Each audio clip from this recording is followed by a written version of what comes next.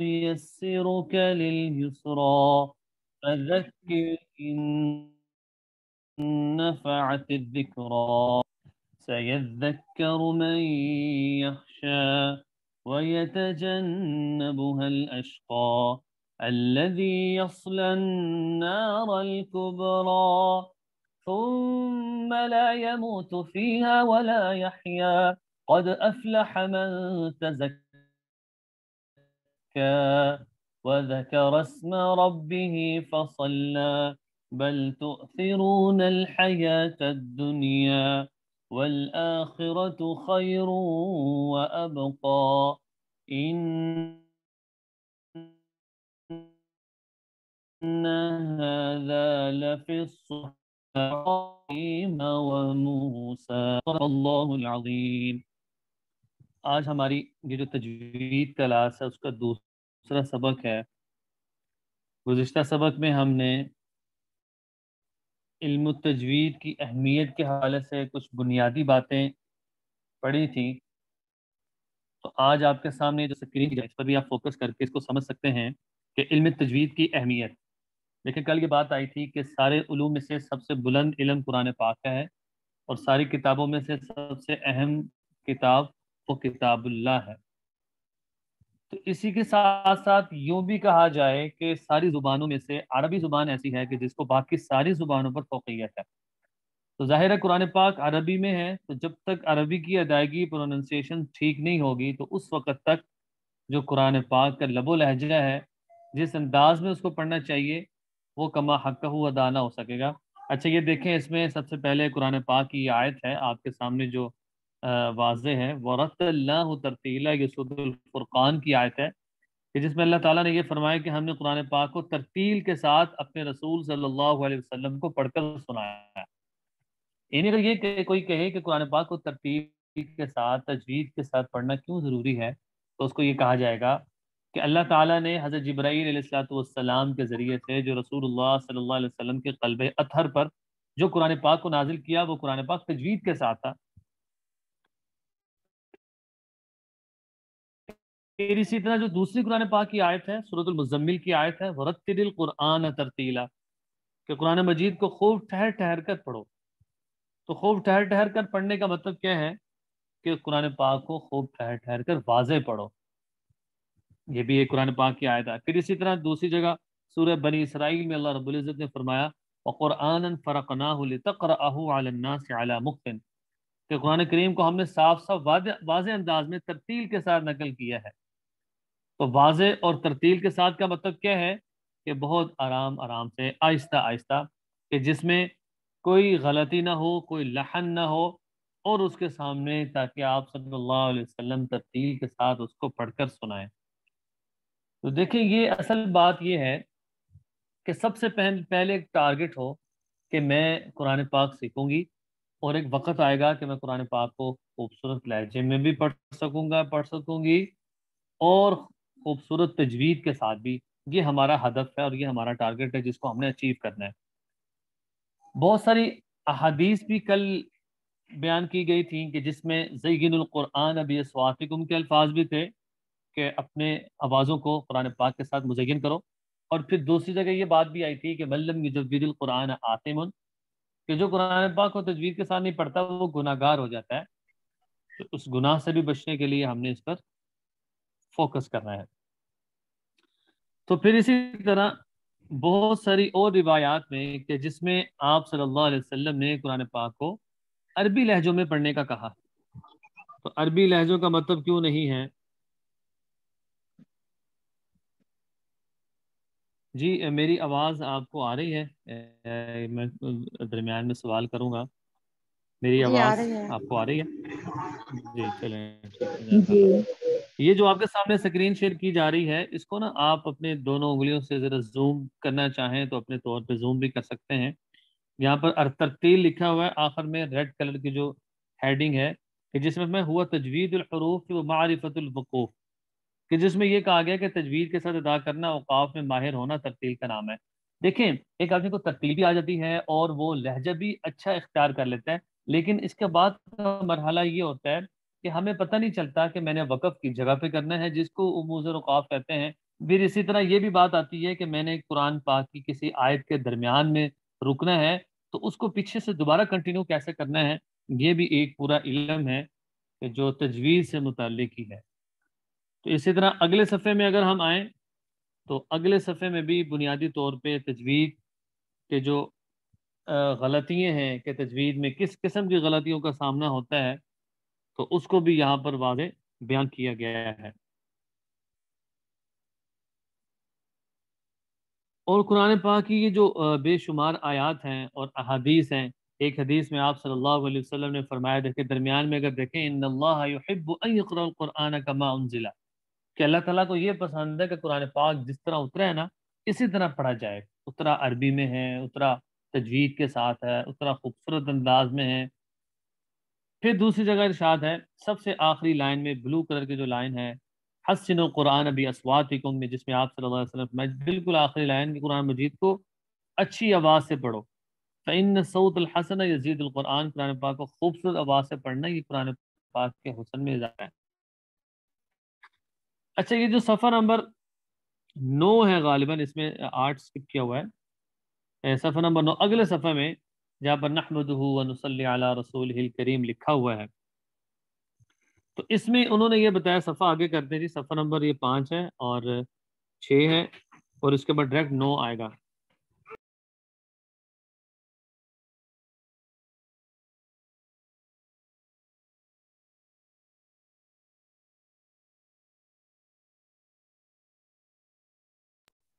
جی یہ جو سامنے آپ کے اسکرین شیئر کر دی گئی ہے، اس میں پیارے بچوں لکھا ہے، لیکن ظاہر ہے ہم تو سارے بڑے ہیں. لیکن اس بات کو سمجھایا گیا ہے کہ غلطی سے بس اوقات معنی بدل جاتے ہیں. قرآن مجید اس بات کو یاد دہانی انتہائی ضروری ہے کہ عربی زبان میں ہر حرف کو کی آواز بھی الگ ہے اور اس کی ادائیگی کا طریقہ بھی الگ ہے. جیسے یہاں پر انہوں نے مثال دی ہے ذلہ، ذال کے ساتھ اگر پڑھیں تو اس کا مطلب ہوتا ہے وہ ذلیل ہوا، اور جب زا کے ساتھ ذلہ پڑھیں گے تو اس کا معنی ہوتا ہے پھسلا. پھر اسی طرح زوا ہے، ذلہ وہ گیا، اور ذلہ زواد کے ساتھ وہ گمراہ ہوا.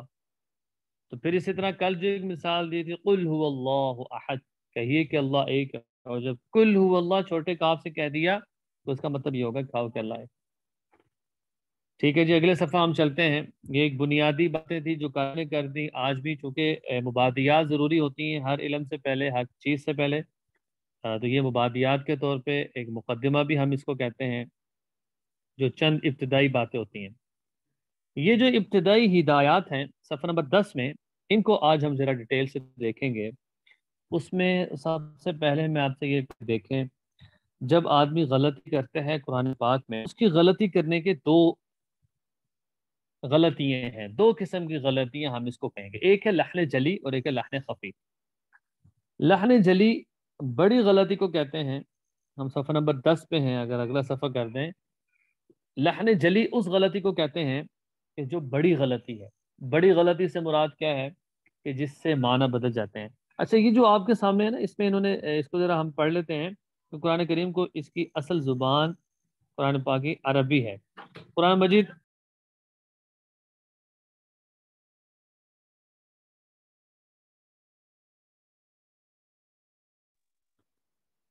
عرب کے لب و لہجہ اور تلفظ کے ساتھ حسن کر کے پڑھنا ہے. پھر تلاوت کے آغاز میں یہ آداب ہے کہ اعوذ باللہ بسم اللہ پڑھنا ہے. ظاہر ہے قرآن پاک کی جو تلاوت ہے تو بہت سارے آداب ہیں کہ باوضو ہو کے پڑھا جائے، اعوذ باللہ بسم اللہ جس کو تعوذ و تسمیہ کہتے ہیں یہ پڑھا جائے. پھر اگر کوئی صورت آ گئی ہے تو اس میں صرف بسم اللہ پڑھیں گے، اور دوران تلاوت دنیاوی بات نہیں کریں گے. اسی طرح اگر ہماری تجوید کی کلاس ہے، قرآن کی کلاس ہے، اس میں بھی کوشش کریں گے.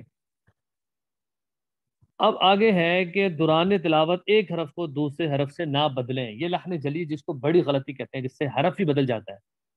اور دوسرا ہے کہ حرکات کو اتنا نہ کھینچیں کہ وہ ایک الگ حرف بن جائے. جیسے الحمدللہ کی جگہ الحمدللہ، تو الحمدو میں دال کے بعد واؤ کا اضافہ ہو گیا نا، اور للہ یہاں پر کیا ہاتھ کے نیچے یا کا اضافہ ہو گیا.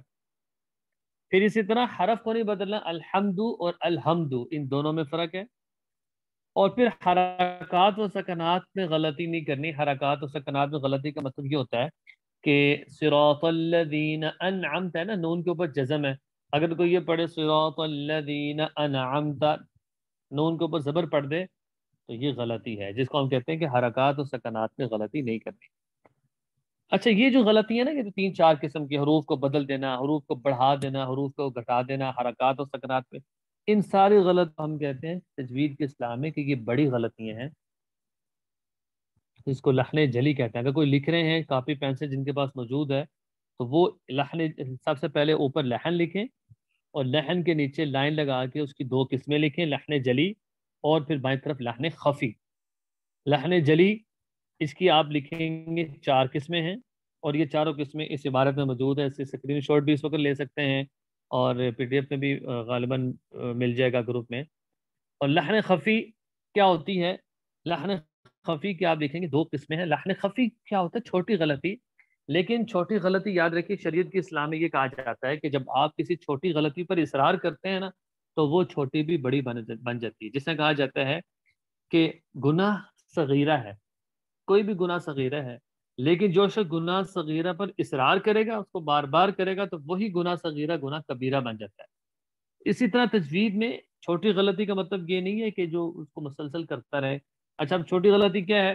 را کو موٹا پڑھنا تھا، باریک پڑھ رہے ہیں، ٹھیک ہے، لفظ اللہ کو موٹا پڑھنا ہے، بسم اللہ الرحمن الرحیم پڑھا ہے، اصولی طور پہ یہاں پہ لفظ اللہ کو باریک پڑھنا ہے، بسم اللہ۔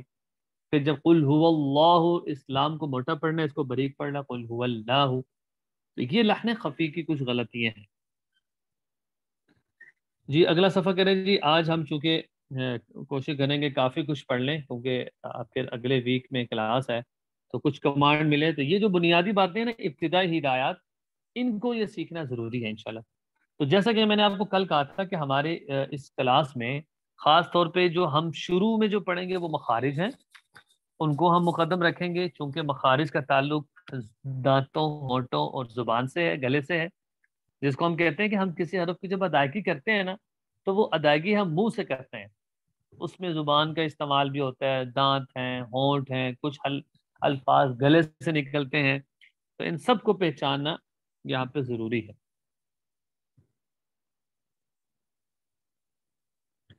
اچھا، یہ جو آپ کے سامنے نقشہ بنایا ہوا نا، اس نقشے میں یہ دانتوں کا نقشہ ہے۔ دانتوں کے نقشے کا مطلب کیا ہے کہ ہم دانتوں کو سمجھیں گے کہ ہمارے جو منہ ہے اس میں ٹوٹل 32 دانت ہوتے ہیں، کسی کی عقل داڑھ آتی ہے، کسی کی نہیں آتی، جن کی عقل داڑھیں نہیں ہیں ان کے 28 ہوں گے داڑھیں اور دانت یہ کل ملا کے۔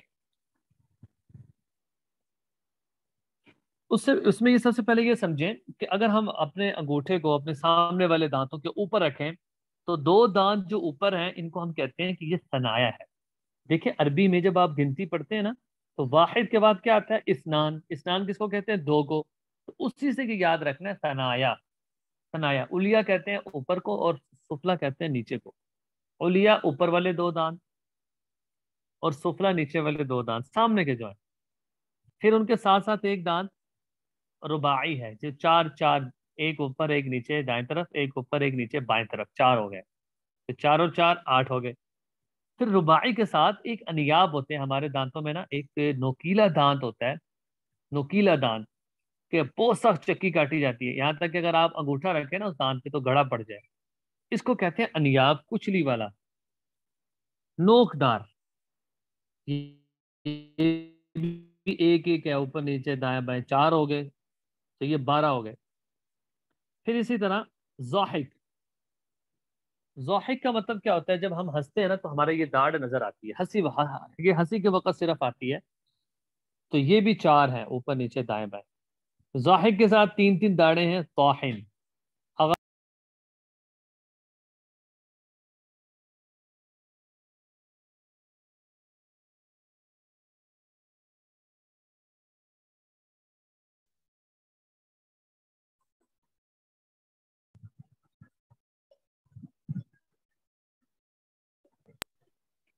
تو یہ آپ نے اس کو ذرا دہرا لیں، ثنایا، رباعی، انیاب، ضاحک، پھر طاحن جو ہے نا وہ 3 اوپر نیچے دائیں بائیں ہیں، 3 یعنی 3 اوپر 3 نیچے دائیں، 6 ہو گئے، اور پھر بائیں طرف 12، ٹھیک ہے، تو یہ ٹوٹل ملا کے 28 ہو جائیں گے۔ اور پھر اس کے بعد جو 4 ہے جس کو ہم ناجز کہتے ہیں. اچھا یہ نہ بھی یاد نہ بھی ہو، لیکن یہ چونکہ ضروری ہے بتانا، کیونکہ جب آپ مخارج پڑھیں گے نا تو پھر دانتوں کے نام آ جائیں گے، تو ایسا نہ ہو کہ ہم پریشان ہوں.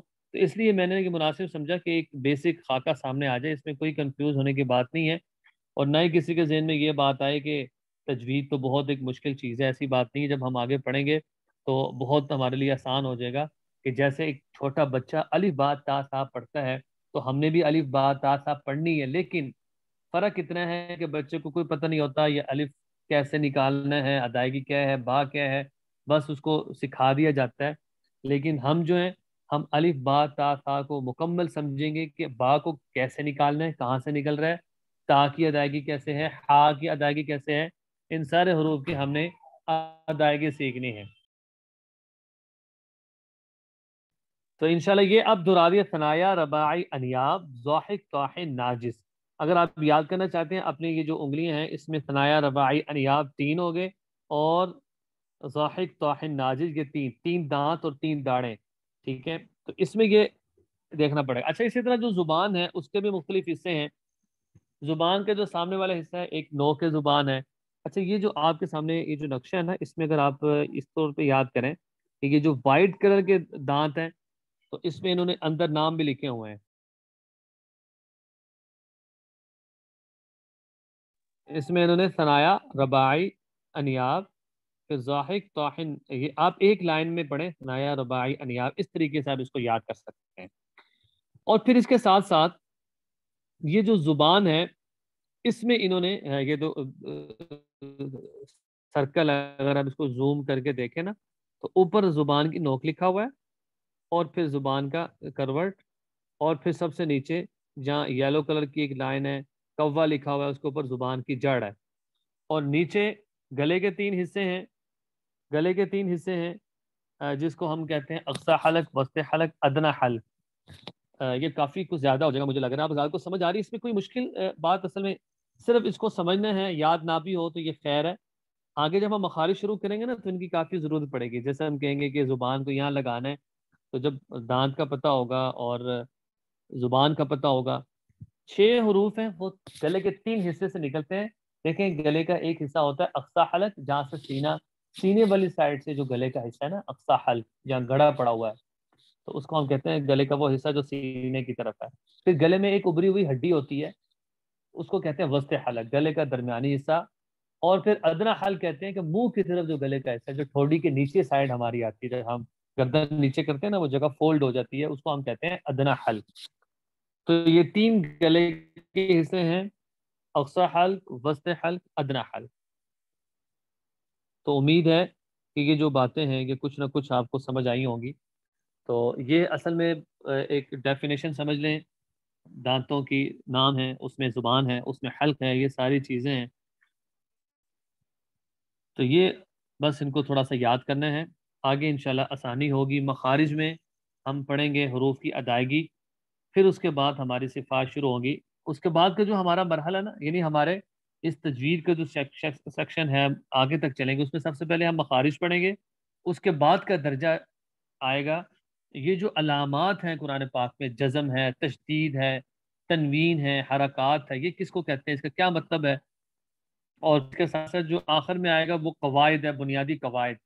تو جب ہم قواعد پڑھ لیں گے تو پھر انشاءاللہ ہمیں تجوید کے اعتبار سے کافی مہارت حاصل ہوگی. تو آخر میں آج سورۃ الناس پڑھیں گے. سورۃ الناس کی میں انشاءاللہ آپ کو مشق کرواؤں گا.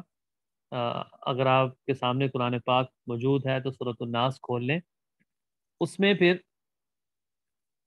کوشش یہ کریں کہ اگر چلو کال میوٹ ہی رہے، لیکن آپ سب پڑھیں. میں آپ کو پڑھاؤں گا تو آپ نے سب نے پڑھنا ہے، ٹھیک ہے، تاکہ آپ کے ساتھ ساتھ پریکٹس بھی ہوتی رہے اور قرآن پاک کا بھی سبق ہو، اور اس کی آپ اپنے طور پہ مشق کرتے رہیں. پھر جیسے جیسے ہم مخارج اور قواعد پڑھیں گے نا، تو انشاءاللہ پھر اس کے ساتھ ساتھ ہی ہم ادائیگی کا طریقہ سیکھیں.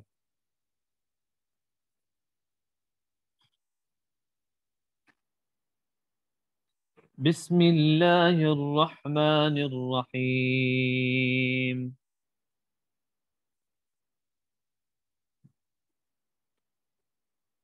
کوشش کریں کہ میرے ساتھ ساتھ پڑھیں.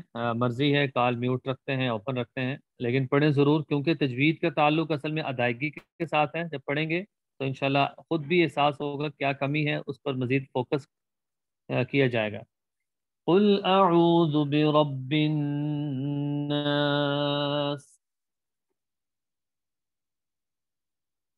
ملک الناس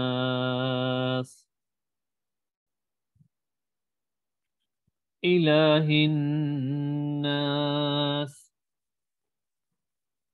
من شر الوسواس الخناس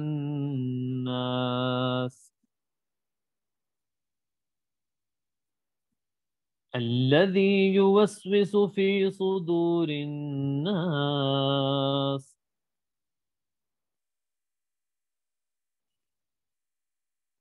من الجنة والناس.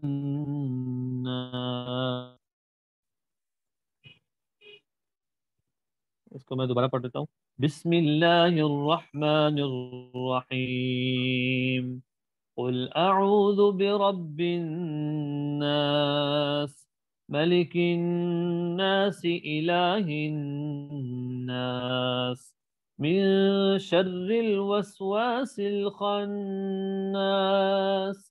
الذي يوسوس في صدور الناس من الجنة والناس. چلیے آپ میں سے ایک دو سنا لیں سورۃ الناس.